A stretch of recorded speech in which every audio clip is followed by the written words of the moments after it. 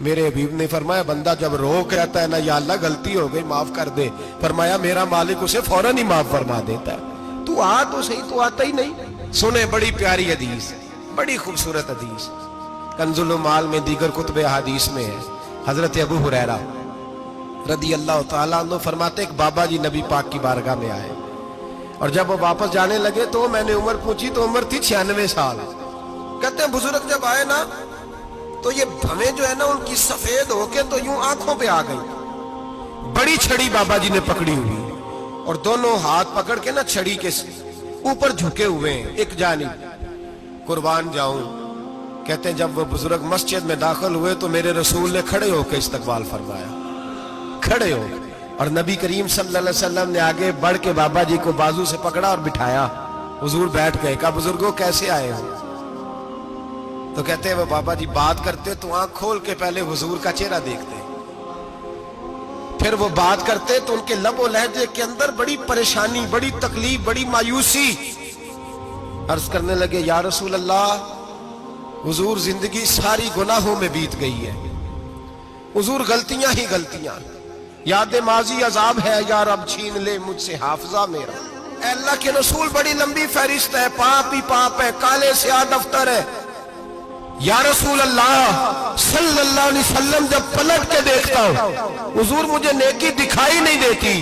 حضور اس عمر میں آپ کا ایک صحابی ملا ہے، اس نے بات سمجھائی ہے تو تھوڑا خیال آیا ہے، لیکن یا رسول اللہ صلی اللہ علیہ وسلم اب میرا وجود بیکار ہو گیا ہے، حضور بوڑھا ہو گیا ہوں۔ تین باتیں کہیں بزرگوں نے اور نرالی کہیں، کہنے لگے یا رسول اللہ صلی اللہ علیہ وسلم، حضور اب تو میری کمر بھی سیدھی نہیں ہوتی کہ میں نماز ہی صحیح ادا کر سکوں، بوڑھا ہو گیا ہوں۔ یا رسول اللہ صلی اللہ علیہ وسلم اب میرے اندر طاقت نہیں کہ میں محنت مزدوری کر کے صدقے اور خیرات دے سکوں۔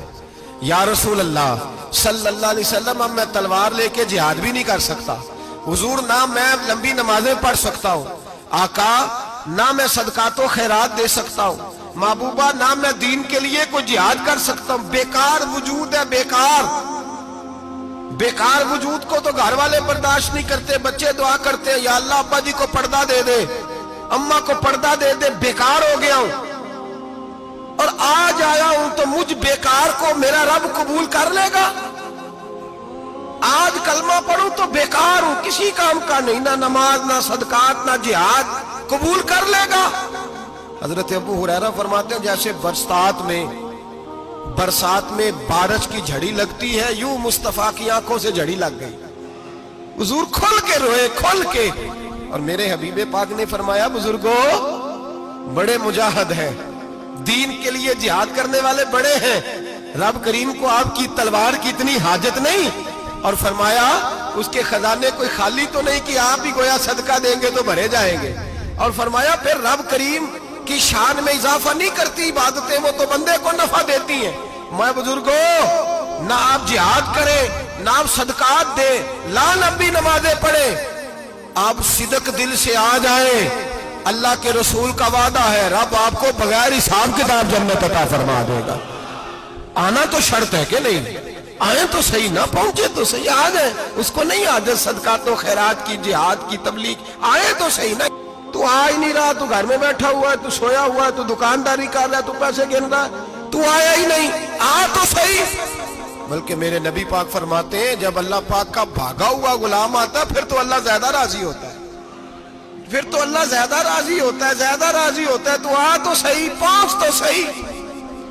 بلکہ صوفیاء تو اور بات کرتے ہیں، وہ کہتے ہیں تو کبھی بھول کے بھی رب رب کرے تو اللہ تو اسے بھی قبول کر لیتا ہے، بھول کے۔ ملا رومی کہتے ہیں بنی اسرائیل کا بندہ ہے، صنم پتھر کو کہتے ہیں، بت کو کہتے ہیں، بت کے سامنے کھڑا ہے اور ساری رات کہتا ہے یا صنم یا صنم یا صنم، اے پتھر اے بت، ساری رات پکارتا رہا، رات گہری ہو گئی، نیند کا غلبہ، تھک گیا، سونے کے قریب آیا تو غلطی سے منہ سے نکل گیا یا صمد، یا صنم کی جگہ نکل گیا۔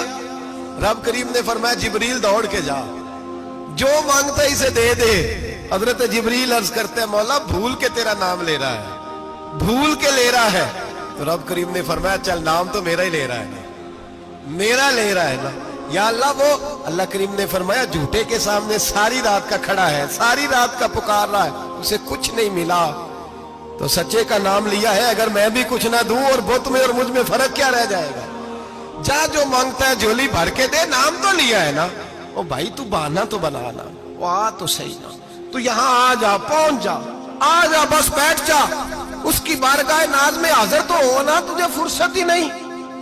تو یاروں کے لیے ٹائم نکالتا ہے, بازاروں کے لیے ٹائم نکالتا ہے, گلیوں کے لیے ٹائم نکالتا ہے, چوکوں چوراہوں کے لیے ٹائم نکالتا ہے, ہفتے میں ایک دن ہوٹلنگ کے لیے بھی جاتا ہے, لیکن کبھی چھپ کے 2 نفلوں کی تجھے توفیق نہیں ہوتی. اور میں کئی دفعہ کہہ چکا ہوں, جس بندے کو بغیر عبادت کے رزق زیادہ ملنے لگ جائے اس پر آزمائش ہوتی ہے رب کریم کی. اللہ فرماتا ہے اس کو پیسے دو, اسے آنے نہ دینا, اس کو چل پیسے دوڑ جا. لوگ سمجھتے ہیں میں بڑا ذہین ہوں, عقل مند ہوں, دیکھو میں اپنی ہوشیاری سے, چلاکی سے آگے نکل گیا. تو آزمائش ہے, یہ تو آزمائش ہے رب کریم کی طرف سے, یہ تو اس کی خفیہ تدبیر ہے. میرے بھائی اس کی بارگاہ ناز تک جو آ گیا, آنا تو ہماری ذمہ داری ہے کہ نہیں, پھر اس کی رحمت آگے بڑھ کے استقبال کر لیتی ہے. اور خدا کی رحمت کتنی زیادہ ہے. میرے حبیب کریم سید عالم صلی اللہ علیہ وسلم نے فرمایا اللہ نے اپنی رحمت کے 100 حصے کیے. حضور فرماتے ہیں 1 حصہ اللہ نے دنیا میں نازل کیا ہے. کتنا؟ 1 حصہ.